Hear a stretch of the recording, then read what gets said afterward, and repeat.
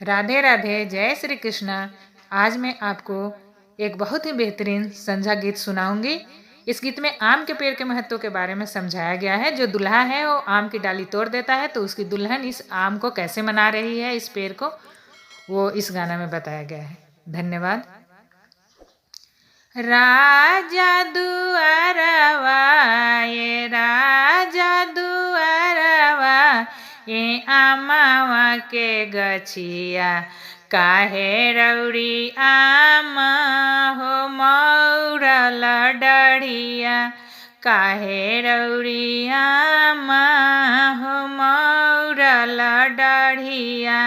सुनो सुनो दुल्हीन हो हमारी बचनिया, तोहारो छाएलावा मोरले डढ़िया, तोहारो छाएलावा मोरले डढ़िया।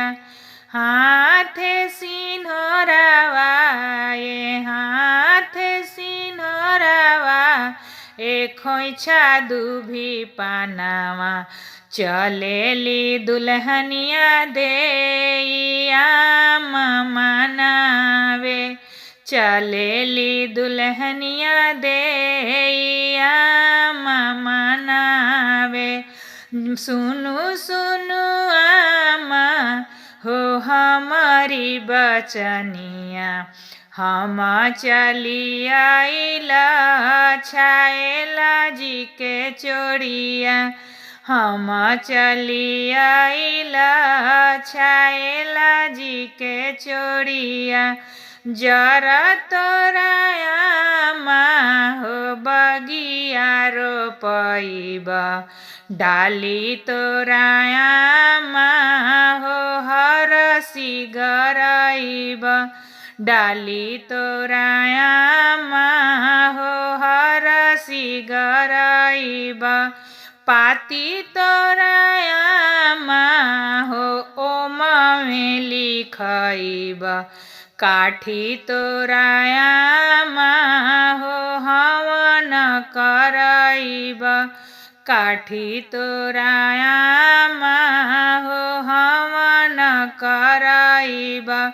हवन के धुआं आकाश चली जाई हैं, आकाश के पितर लोग आनंद होई जाई हैं, आकाश के देव लोग आनंद होई जाई हैं।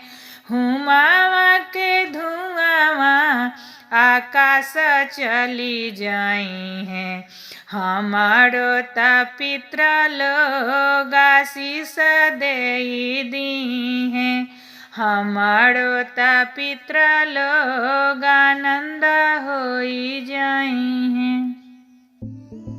इस गाने के जैसे और गाना सुनने के लिए इस वीडियो पर क्लिक करें।